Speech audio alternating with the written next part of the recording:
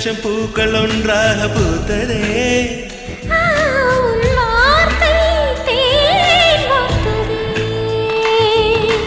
மௌனம் பேசியதே, குளிர் தென்றல் வீசியதே.